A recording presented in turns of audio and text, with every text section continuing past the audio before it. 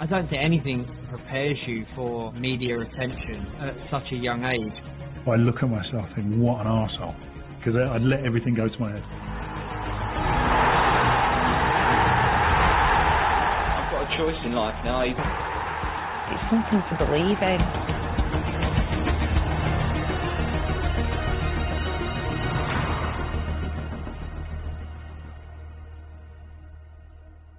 Three, 2, 1. Yeah, doing a documentary for the BBC on the Premier League in the 90s. I definitely wouldn't have been able to do that. Yeah, let's go. Yeah. Here's McMahon. Vinnie Jones talking there. When I first played, there was a lot more crunching tackles that you could get away with. You're fighting for every game, every tackle, every header, every second. You know, we was more of a borstal than a football team. People will go on YouTube and look stuff up, and they'll go, "You was a lunatic," and all that. I go, "That was a bit lively, yeah." Dreadful scenes at Kenilworth Road. Absolutely disgraceful. Football was going nowhere in the 80s. You know, let's be honest, you know, there was such bad press, stadiums were empty, and I think people were scared to go to football matches. They were scared. It was football violence, football violence, football violence. There were quite often fights on the forecourt, you know, regularly, and your dad was pulling me and Phil through at the age of 5 and 6. It wasn't an environment for the family to attend. At that time, it was like all these intercity firms going down the tube station for a punch-up. In the 1980s, football was a source of shame. Ordinary fans were turning their back on the once beautiful game. The Sunday Times branded it a slum sport watched by slum people in slum stadiums.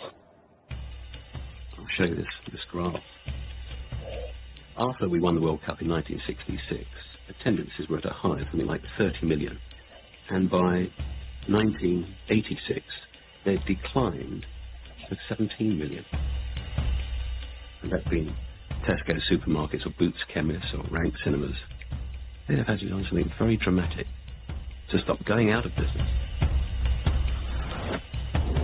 Football was not glamorous, and there was no television income of any consequence.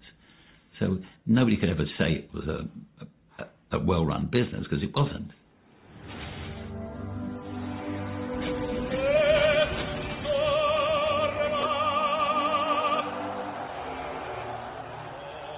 At that time, I was working for The Independent, which was a new newspaper start-up, and the World Cup in 1990 changed our view of how the game could be reported, what we could see in it, and it produced amazing characters. The emotional highs and lows of Italia '90 marked a turning point for English football. Different types of people suddenly started watching. Football was bringing the nation together. And chipped in, and volleyed in, and it's there by David Platt, and Bobby Robson, ecstatic. And what happened in 1990 was you had the added drama of those penalty shootouts. I remember being with friends and them having to leave the room while the penalties were going on.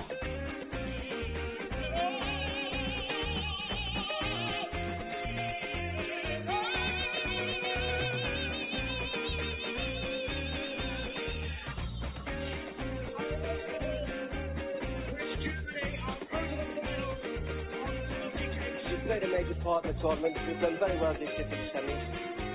And we can go home, you know, feeling very proud of it, I think.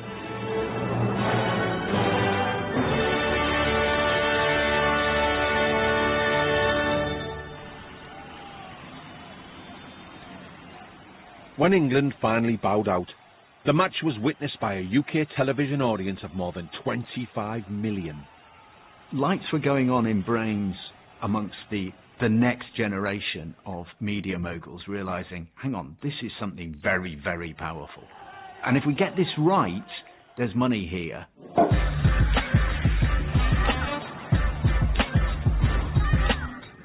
With the prospect of bringing fans back to the game, a new breed of business-minded chairmen sensed the time was ripe for a sporting revolution. I was in the commodity business, actually trading physical sugar, and I built up my own business, and it was going fairly well. A group of us got together who are more progressive than others and said, you know, it's time to change. My own personal motto, it's the motto of the turtle. You don't get anywhere unless you stick your neck out. Being young and enthusiastic, we sort of thought, well, things need to change. We all realised that really under the 92 Old Football League formula, the big clubs in England were never really going to reach their full potential. The big five, the two Liverpool clubs, Liverpool and Everton, the two North London clubs, Arsenal and Spurs, and United, got together, had this unofficial cartel, and they were trying to work out ways that they could grab more of the take. We had a famous meeting, and the clock was late to break away. The Football League had been going since the 1880s or something, over 100 years, and all of a sudden, here we come, 5 of us decide, here's the 4 divisions of 92 clubs, we're going to take the top division of 22 clubs at the time and break away, form a whole new legal entity, rebrand ourselves, reinvent ourselves, call ourselves the Premier League and start again. Good evening. The Football Association has approved controversial plans to set up a new Super League, but the decision looks certain to cause a rift within the game. Upsetting, more divisive, and bringing all the aggro to the fore again. The elite clubs will set up their own Premier Division, enabling them to keep more of the profits from sponsorship and television. That may not worry the fans of Arsenal, Spurs and the rest, but what about the likes of Oxford, Southend and Gillingham? It's a difficult thing to change anything that's been going for over 100 years. And of course there was a lot of resistance. This is the last thing that the man in the street wants or even understands. I thought it was all about 22 men kicking a ball about. I could be radically wrong in that situation, but... The guy, and I don't know if I talk badly about him, but he was chairman of the Football League, and he said it's always been like this for over 100 years. You can't change it now. Oh, really? Well, you know what? 100 years ago, buses were drawn by horses. 5, 4, 3, 2, 1, and cue. Impression normale.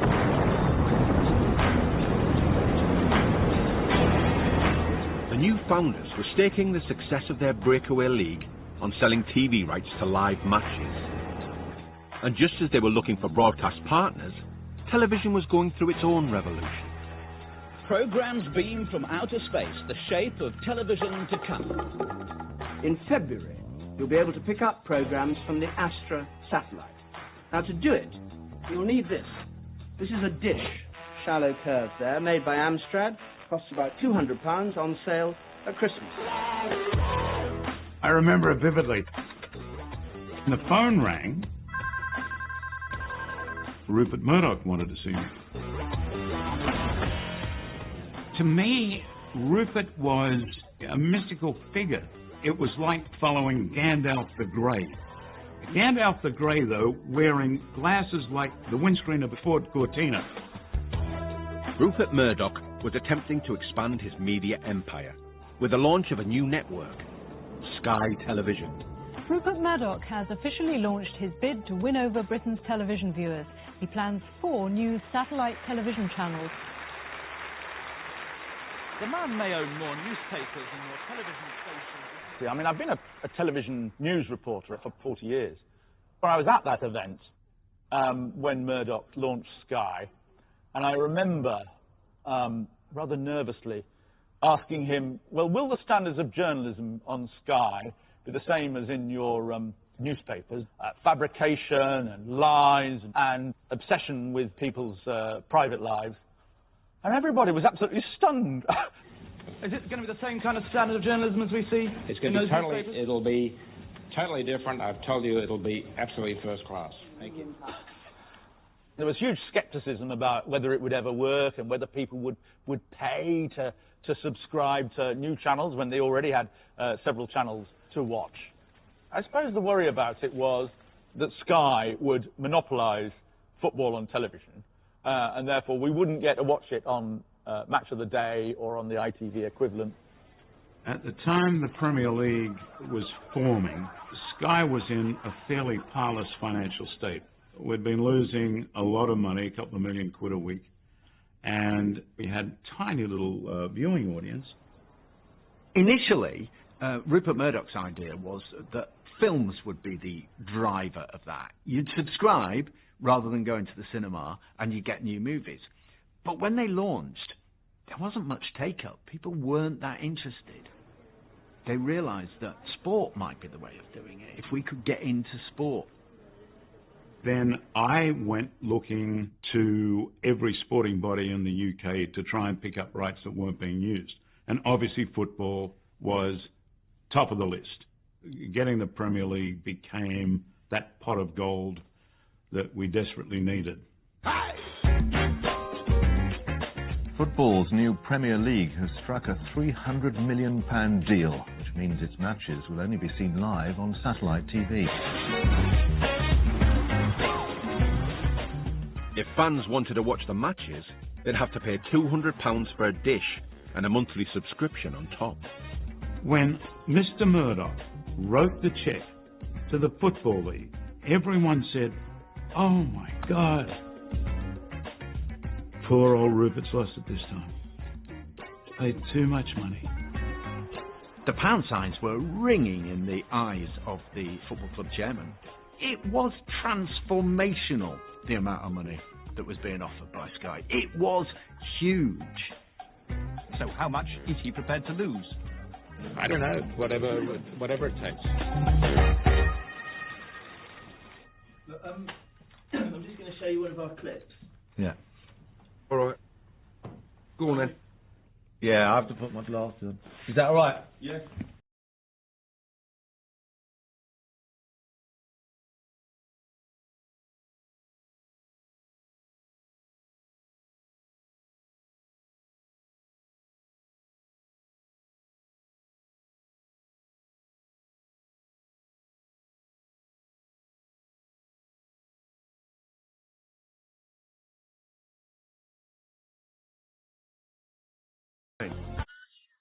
No one told me I had to bring football boots.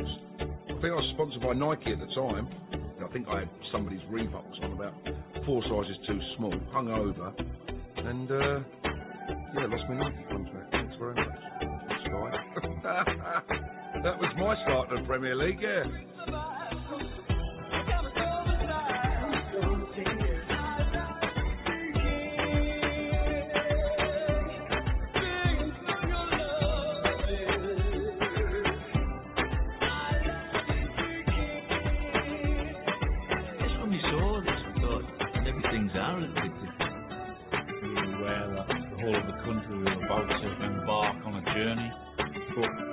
Journey was going to be, or how big it was going to be, I don't think anyone could have predicted. Rupert's career has been marked by gambles.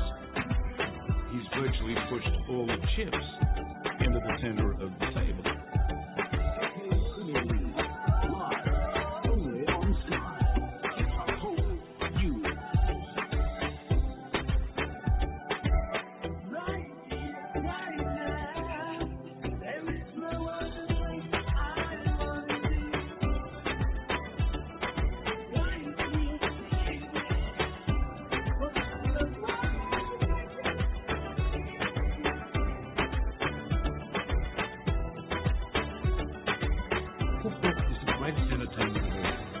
Wasn't being represented that way. What we had to do was market it properly. Make people realise the FA Premier League was not the same. For us, this was like make or break. The multi-million-pound injection from Sky would have an immediate impact. The money would be shared between 22 teams, but not equally. The higher up the league table a side finished, the more money they'd get. Good afternoon, everyone. A new league, even a different button to push on your television set. for all lovers of this marvellous game, especially when players of this pedigree are involved. Founder members Manchester United should have been amongst the favourites. But after 6 years in charge, Alex Ferguson had failed to win a league title. The fans were losing patience.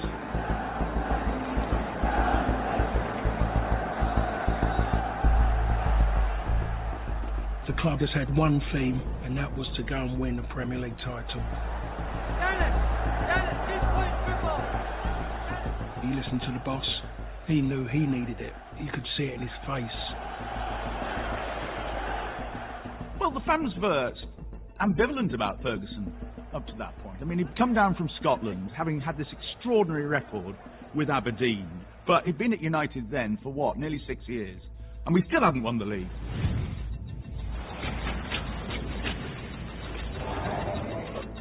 Manchester United will be expected to win titles. I was going to say, it's just about the only thing that your predecessor Ron Atkinson didn't do, and he's almost been branded a failure after 5 years. I mean, that in itself does sum up the magnitude of the job you've taken on, doesn't it? We hadn't won the league since 1967. Every year that went by, it got more and more difficult. The tension grew. So by the time we got to 92, it became a big, like a monster. It was hanging over us. Of course, he was under enormous pressure. I mean, we used to receive a lot of letters from supporters complaining that Alex wasn't the right man. He'd come from Scotland, he hadn't got experience in the English league and all the rest of it. Around that time, Fergie's football was dire, it was really poor. So it came to me one night that I should take the bedsheet off the bed and get some black paint out the shed and paint a banner expressing my feelings. The banner said, 3 years of excuses and it's still crap, Sir Fergie. Most of the crowd cheered and applauded as they saw it, and Fergie called it his darkest day in football. The overriding feeling, though, was still sadness that I'd had to do it and I wanted to do it, and that United was still playing poorly.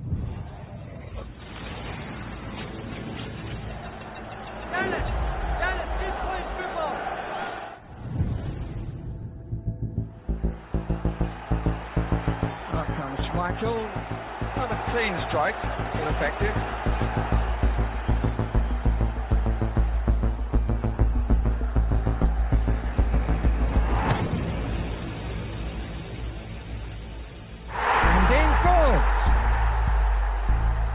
The start wasn't great. We actually conceded the first ever Premier League goal. 4 minutes and 36 seconds when the ball went into the net.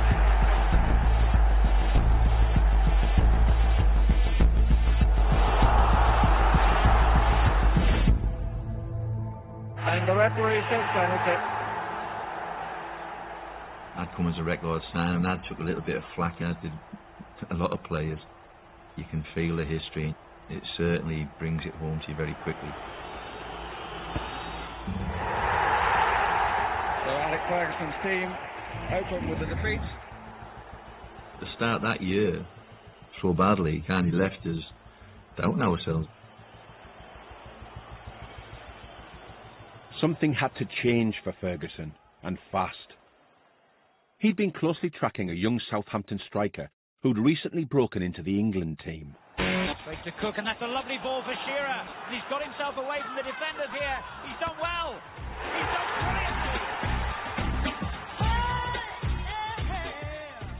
brilliantly. The all-round centre-forward. The all-round centre-forward. I don't think people appreciate how rock-solid he was as well. I mean, he could hold a ball up. He was strong. He'd run the channels. He'd score bundles of goals. He was the all-round package.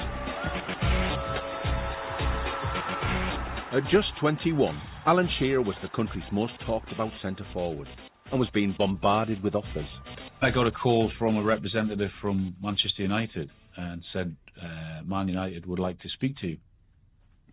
And I said, well, that's really great, thank you, but I have promised I'd give Blackburn an answer before the end of the week. And they said, well, they couldn't get the money together for whatever reason for a couple of weeks, so would I be prepared to wait?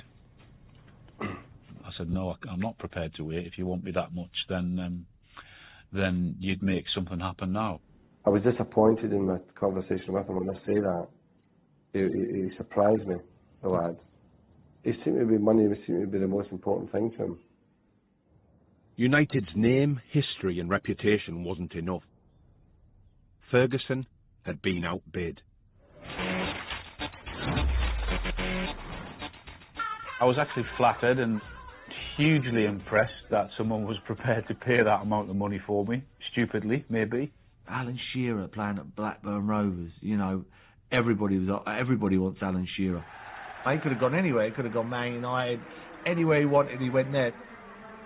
The major factor of me going to Blackburn was because one of the first things they said to me was, we want to win this Premier League and we want to win it sharpish.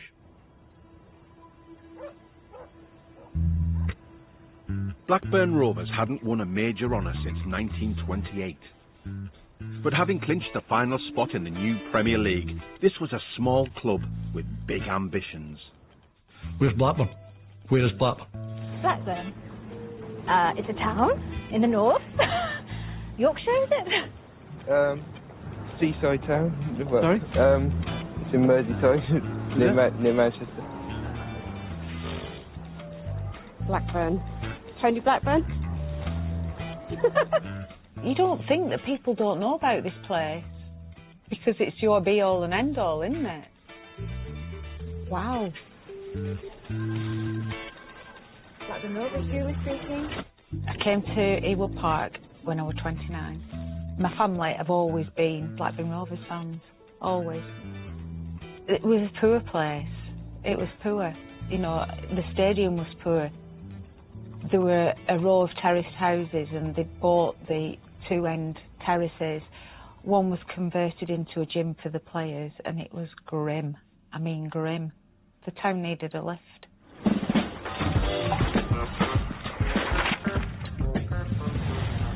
The day that he did take over, the club secretary said, I'm expecting a fax. Usually I'd pick up the fax and take it into him, but he was there hovering over it, waiting and waiting and waiting, and when it finally came through, he held it up and he said, this will change our lives forever. Jack Walker is a millionaire many times over. One survey ranks him as the 24th richest man in Britain and lives the life of true luxury. His wealth wasn't inherited or won. He earned it. I'm fortunate. I managed to sell my business 2 years ago, and I now have the time to do what I always wanted to do and be involved in Blackburn Rovers. Walker had sold the family steel business and now had £360 million burning a hole in his pocket. The established giants did not like the arrival of Walker. This was meant to be a Super League. This was meant to be creating a world in which Liverpool, Manchester United, Arsenal and Tottenham reigned supreme, not some upstart with a bit of cash.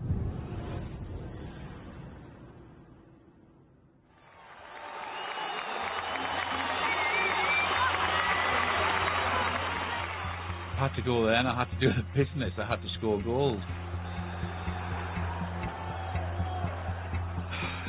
It shocked us. You think, hold on a minute, 3.6 million, and he's only how old? And he's done what? You better be good.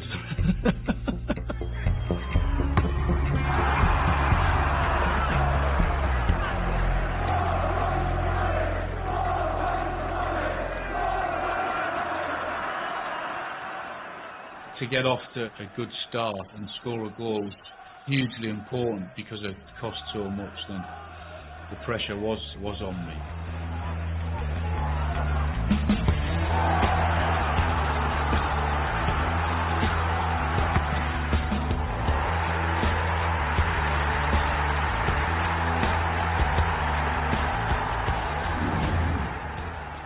He didn't buy it just to play with it. Jack Walker meant business. He wanted to go all the way.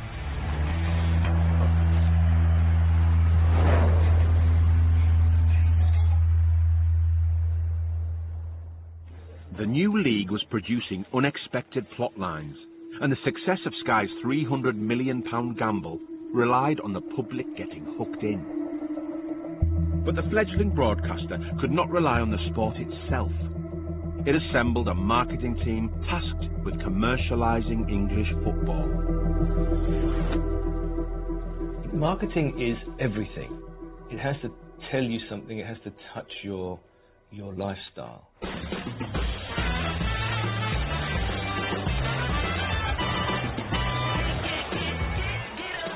I've been living in Los Angeles and just loved what they were doing with sport. It was essentially entertainment. So you go and see something like the LA Raiders, and it was a show. And the sport was in the middle of the show. I got taken to an American football game that Miami Dolphins were playing. And I'm trying to concentrate on the game, and all I can hear in my ear is hot dogs, Coca-Cola, cold beer, hot dogs, Coca-Cola. And I'm finding I'm passing a dollar bill this way, a Coca-Cola that way, a hamburger this way. And that just because they made an event out of it, which we didn't. For Monday Night Football.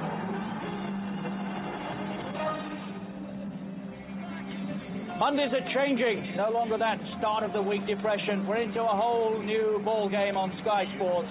Good evening to you. Manchester City and Queen's Park Rangers tonight, marking the start of a whole new era.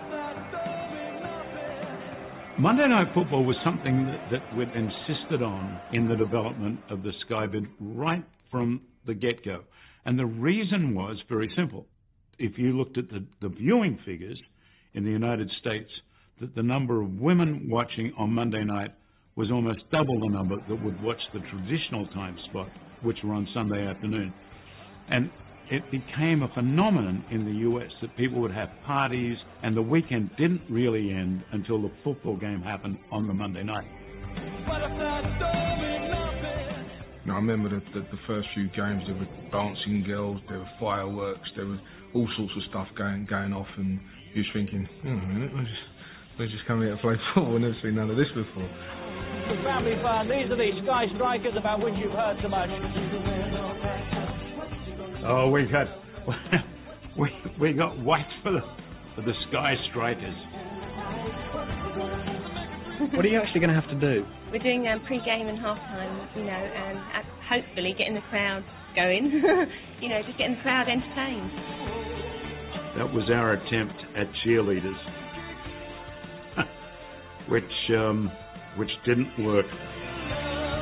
Impressed with what was in the centre circle, boy? Yeah, I forgot about the game. I don't have to I just watched it.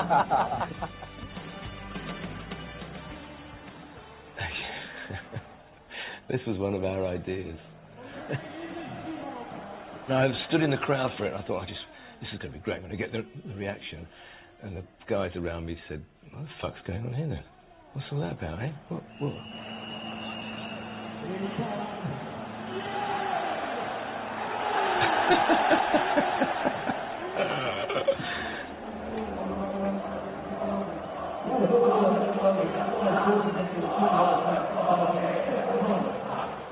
Okay, we didn't quite get that right. Okay, but the idea had a germ of something in it. Let's entertain. Let's keep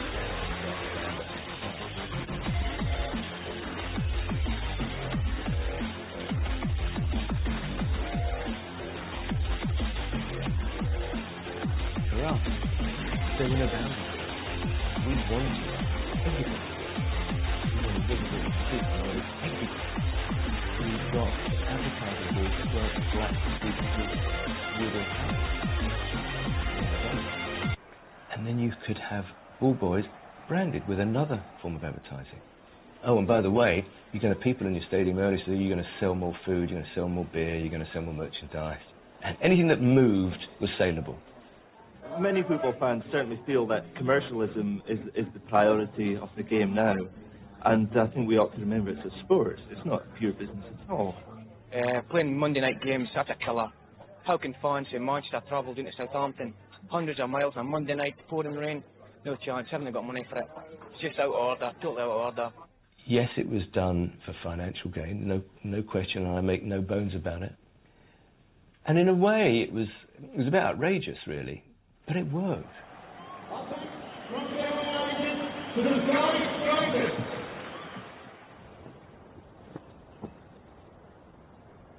Having failed to land Alan Shearer, Alex Ferguson was desperate to find another frontman.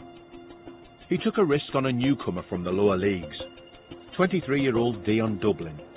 Well, I think we try to be a bit sane about it, you know. We did get involved in Alan Shearer a bit, but when it came to the situation where, the terms and the actual transfer fee for a 21-year-old, we just felt, no, Dion Dublin was an alternative. He's comfortable on the ball, and I think he's got a decent goal-scoring record. And I just felt that possibly we've got a better value. But just 3 weeks later, disaster struck.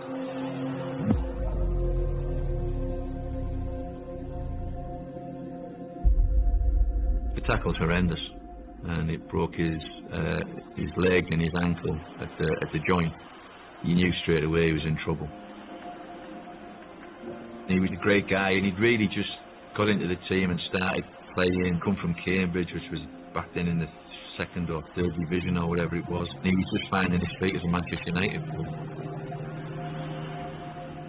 The pressure was mounting on Alex Ferguson. Manchester United fans were growing impatient, and success looked a long way off. If I asked you which side had only gained 1 victory from their last 10 matches, scoring just 6 goals, it might surprise you the answer is Manchester United. We were having a tough time in the league, and once we knew the seriousness of Dublin's injury, then we had to bring in somebody else.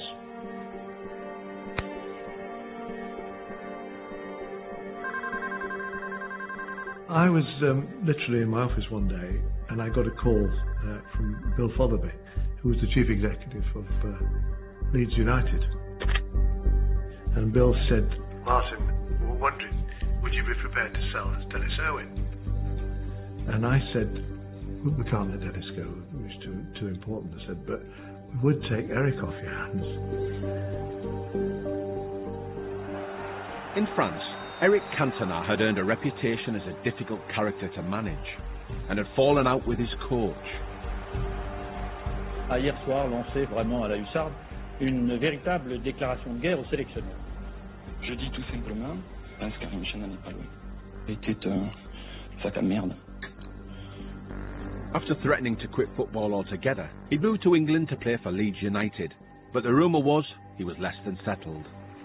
I'd heard through the grapevine that Howard Wilkinson didn't particularly get on with Eric. You know, he was a bit of a maverick character, and Howard couldn't cope with him and all the rest of it. And I heard that he wasn't happy with him. So I just happened to throw in, "Would you be prepared to sell Cantona?" "Right. What would you be prepared to pay?" I said, $1 million. "Don't be stupid, Isu. Not letting go for $1 million. What about 1.5? No, $1 million. You give me 1.2. Look, I've said $1 million. I've spoken. We've discussed it, all the rest of it. We're taking him off your hands. Howard wants to get rid of him." "Well, listen," he said. "We'll do $1 million, but can we say it's 1.2? It's just we'll get slaughtered by our supporters here."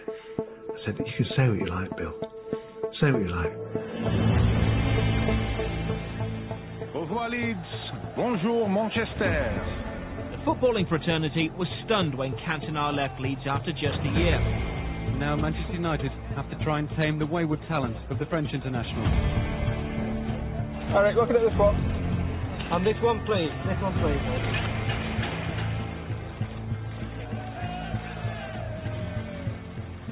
I came from France where they wanted us to be all the same. But England was special. They could accept somebody who was a certain kind of personality. Somebody who is a bit different can be accepted and loved. All the best, mate. Eric, can I ask you, are you surprised to be here? No, he's not surprised. He arrived at Old Trafford like he was already the king of Old Trafford. He walked in with his chest puffed out, his collar's up, just such a confidence about the lad. The day I signed for Manchester United, I say it was a great club, and I had to succeed. Chairman, are you able to tell us how much the deal was for? 1.2 million.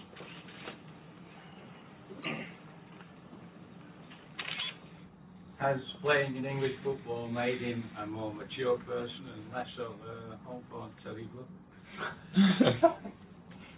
Non, ça m'a déçu un peu qu'on m'appelle plus comme ça. C'est une guitare. It still upsets him, that image, as it did before. He's got a fiery reputation, a fiery Frenchman, and with due respect, a fiery Scot. How's that relationship going to develop? Well, the French and Scots have a great old alliances if you know your history. I'm hoping this is part of a new alliance. He has got a bad boy image though, hasn't he? How are you going to do with that? Well, I've heard this. Well, just out of experience. I think of it, hopefully with the experience to handle it. It's maybe a new challenge for me too. There hasn't been a more controversial move in English football.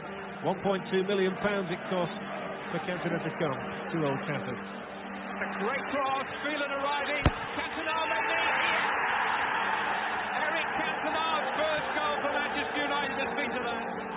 He's always had coaches or managers who were trying to shape him, where Fergie let him be a free spirit. When you receive the ball, you want to... It's like caressing the ball. It's like a dance. He's really in the mood.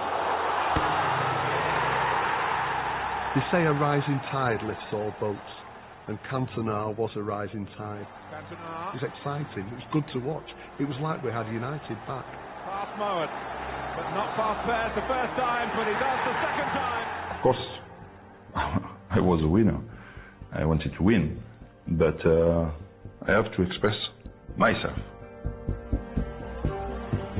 Decent cross with the left from Irwin. Cantona's looping header and a goal!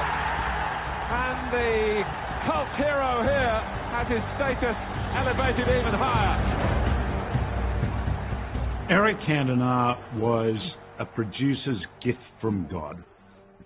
Here you had this wonderful, wonderful character. He almost had a hip-hugging hologram around him when he was playing, that he was always doing something the eye couldn't leave him. Like the lions or the tigers, you know, the way they move. I like this, like they are sleeping, you know. But if they move quickly. Confidence, arrogance, belief. He had all those things. He was different. He did art. And then he'd talk about painting pictures on a football pitch. Nobody used that analogy. You know, I certainly never used that, and I'm painting pictures on a football pitch. That's how Eric saw himself, as an artist. If you see all the movements of the players on the pitch, if you could draw it, you know, make a big, wonderful piece of art. Cantona making ground in the middle, and he finds it! Yes! A magnificent equaliser by Manchester United! Eric Cantona!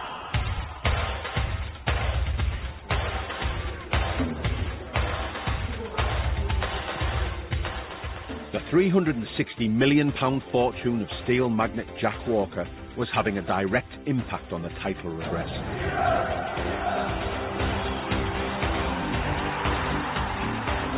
No, share a shirt, please. What size? Small boys. We never really had fan mail for players, you know, but with Alan Shearer it was a different story. It just came in thick and fast. My mum and dad were so proud. They couldn't wait to tell everybody where I worked. Oh, she works for Blackburn Rovers. Oh, she's Alan Shearer's secretary. They just said I were a surgeon. They were just as proud. It could have been an expensive failure, but it was never going to be an expensive failure because as a finisher goes, Alan Shearer was just as good as there was. What's up? Shearer! Shearer!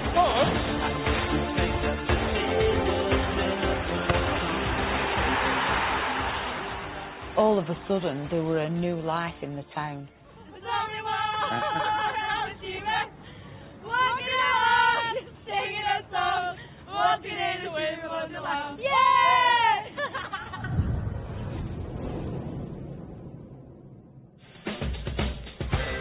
They've done it. The court leads out, and Wilcox, who's got one goal, can get another one, or he might lay it on who else but Alan Shearer.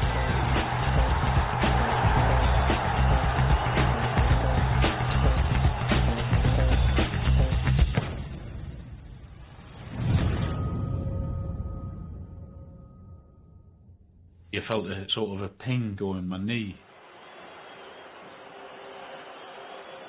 When any player goes down and then doesn't move very much, you automatically think that's something serious.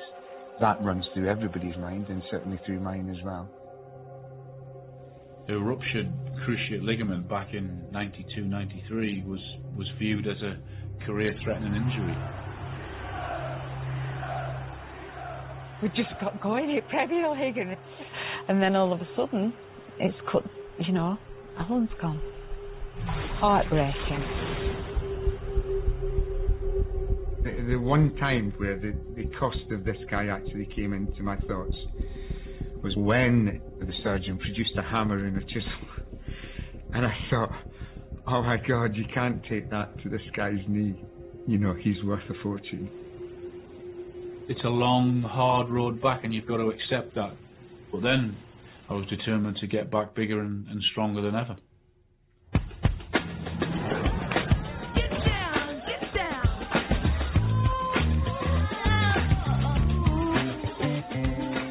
The most complete football service in the world, 7 days a week. Sky Sports is in a league of its own. This is why. Sky had a commercial association with other branches of Murdoch's media empire. So he had The Sun, which was the most popular daily newspaper. He had The Times, which was the paper of record.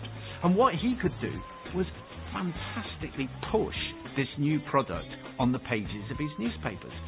The Sunday Times, of course, was part of the Murdoch empire, so you're not calling it a slum sport anymore. You're saying this is something you should get involved in. It's quite good, really, you know what I mean? Better coverage, you know what I mean? See much more of the game, you know what I mean? I like the interviews after, you know what I mean? It's alright, man, you know what I mean? See plenty of football. It's what I like, you know what I mean? Every pub in Britain had to have Sky in there for Sunday afternoon and Monday night. Sky had arrived.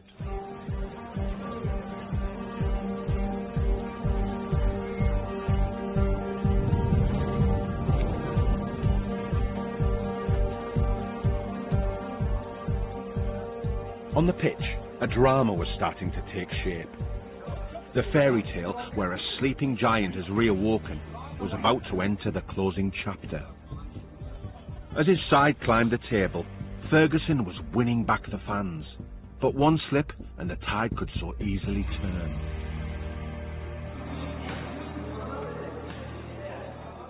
When you didn't win things for so long, you have maybe more pressure. And Alex Ferguson was a perfect manager for that, because he had everything. He knows football perfectly, and I remember the pre-match talk from Alex Ferguson was always finished by, now you know everything, now enjoy it.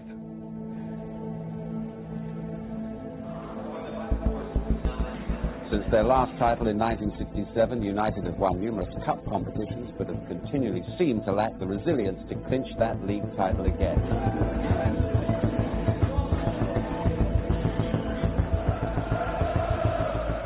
Hello again, I'm Martin Tyler. This is Old Trafford. Alex Ferguson on a crusade to try and bring the championship here. With just 6 matches remaining, the game against Sheffield Wednesday was seen as pivotal. Locked in a title battle with Aston Villa, a United win would put them top of the league and provide momentum for the final run-in.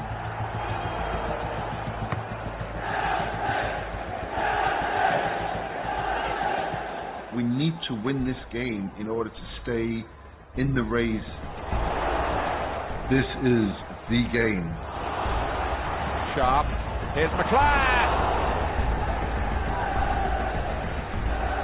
Cantona knew exactly what he was going to do before the ball arrived. When you start to think too much about analyze everything, you know, now they analyze everything in football.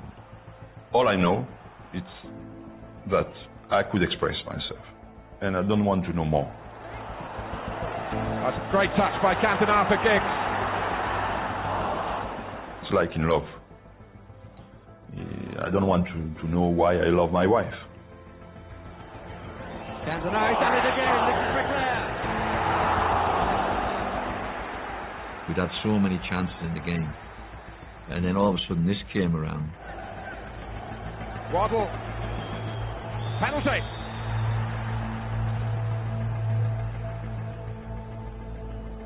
I was at that game, and here we were. United's inherent weakness seemed to be there, that nerve about getting over the line. There's no doubt about it. Ferguson was desperate to win that title. You could almost see it in his eyes, thinking, this is going to slip away.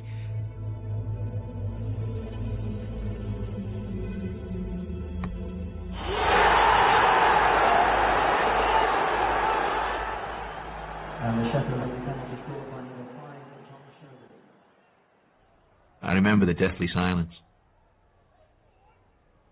The fans were just dumbstruck, really. You're thinking, this is a moment where we could be throwing away the title. We'll find ourselves 1-0 down, going into the final minutes of normal time. Alex Ferguson needs his players to dig very deep. What is great with Alex Ferguson is that he wasn't afraid to be in front of personalities. He had Schmeichel, or Robson, Collins, Steve Bruce. He could deal with any kind of personality. And more than that, he helped them to express themselves. Now Cantona. That's a great claim by Chris Wood. And then be part of the team. Hughes. Still Hughes. And Woods has kept it out again. Corner. And I think that this kind of team managed like this is stronger than anyone. Bruce. Oh, it's in. Woods couldn't do it that time. Have Manchester United got it in them to find another goal here. There's that idea that don't think that you can write this team off. They'll come good at the last. And of course, for a broadcaster, that is really, really brilliant content, because it's the cliffhanger. You've got to stick to the end. You can't switch off, because anything could happen. We're in the 90th minute. This is Premier League drama at the highest order. For some reason, which I never ever found any sense or good explanation as to why Halley turned up on the right wing. Alistair.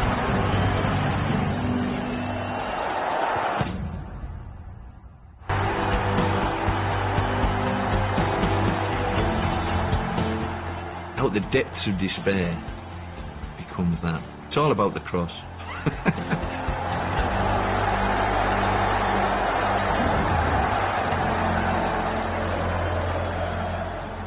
I've never seen him go to ape shit. The manager. You'll see the shot tonight. He's run onto the track. I think it was Brian who went on the pitch. Brian went on the pitch and they went mad. I never ever saw Fergie celebrate like that. And when he's running up, I think he's about to do somersaults and everything, and then he realizes, oh, I'm the manager here, I have to contain myself. But Brian Kidd doesn't get that thought. Almost saying, we are going to do it. It is going to happen.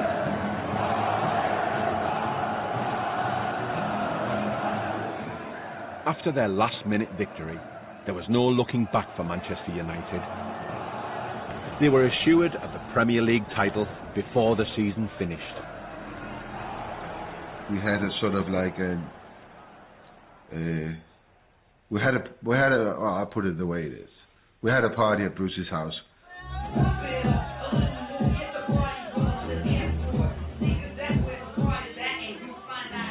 On the evening before their final home game, the players' celebrations would become the stuff of suburban legend. So we all piled round Bruce's house about 7 o'clock.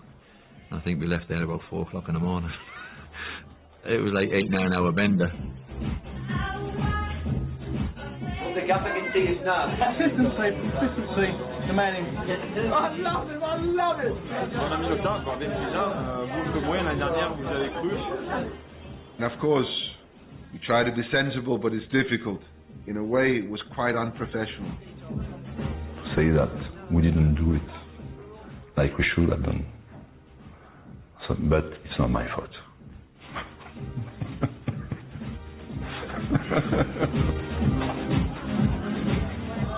It just went on maybe longer than what it should have done, to be perfectly honest.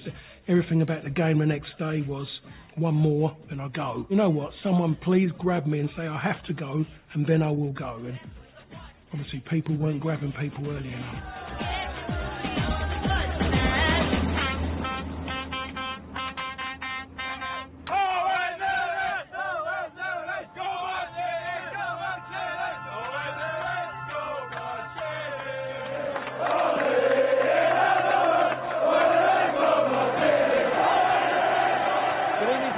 There hasn't been a night here like this for over a quarter of a century. But once again, Manchester United are the champions. It's been a long, long wait since those days of Best and Law and Charlton. I wrote a letter to Alex Ferguson saying that I criticised you when you got it wrong, or I thought you were getting it wrong. It's only fair that I applaud you now. You've made all our dreams come true. You've done what you were asked to do, and you'll always go down in the annals of time for that, and thanks for doing that. I never got a reply, and also, I wouldn't have blamed him for thumping me, you know. I'm so elated by the league thing. Well, you shouldn't drink the night before a big game. Remember before the game when a lot of us are sitting down virtually trying to keep our bodies upright because we'd maybe celebrate a little bit too much the night before. It's the greatest night of your lives. It's a night where you can relax and play, but win.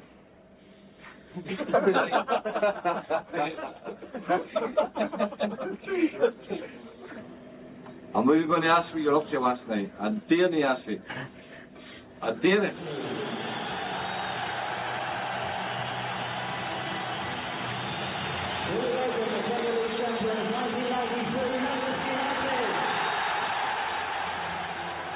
I've never known an atmosphere like in an Old Trafford in all my life that night. That was just the relief, the enjoyment, the party atmosphere. As the curtain came down on the first season, United were to be awarded the Premier League trophy after the final game against their ambitious rivals, Blackburn Rovers. Their star striker was still out with injury. Don't remember anything about that. It's irrelevant. Well, they won the league, we didn't. No interest in it. So I don't remember it.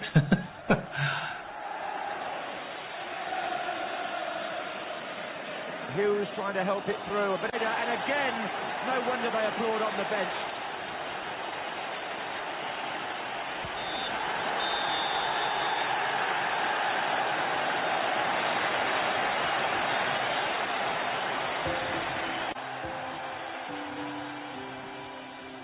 Well, Alex, many, many congratulations. How good does it feel at the moment to know that you're the Premier League champions? Well, it's a wonderful, wonderful night. You strive all your life to get a feeling like tonight, and experience an atmosphere like we have tonight. I've never seen anything like my life. Now, when you signed Eric Cantona, there were probably a few raised eyebrows. An absolutely inspired signing in hindsight, but can you just assess his contribution this season to you? I think it brought an imagination to our game that only great players can bring to teams, and our players immediately were magnetised by him, and he just created a sort of a flair and a chemistry that only United supporters can understand. What I mean to him, I don't know. What he means to me, he was like a second father for me. Did he make you a better player? I think so, yeah. Yeah. So thanks, Alex. Boss, Sir Alex Ferguson. So at the beginning of that season, there'd been huge losses at Sky. And then suddenly, the Premier League was delivering 1 million subscribers in that first season. This was huge. They actually turned a profit at the end of that first season, and it was all done by the football. It was wonderful that we had amazing theatre, we had amazing stars, and we had an amazing plot line. We didn't have to write, we just went along for the ride, and it was fantastic.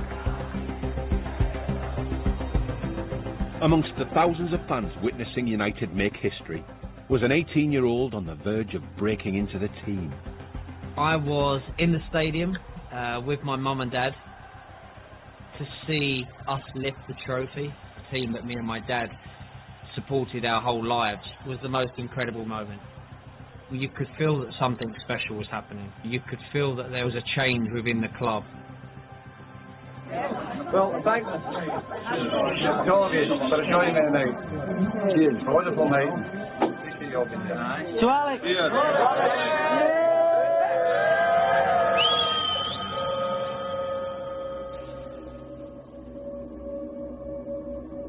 It was a celebration for them, but it was humiliating for us that night. It was a big motivator for the next season, because how we felt afterwards really, I think, got our backs up, and I think we felt, okay, right, you know, we've got you in our sights.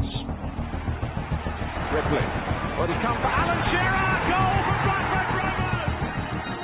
Football became a huge part of the tapestry of the country. Everybody was talking about the Premier League. No, I don't have any regrets.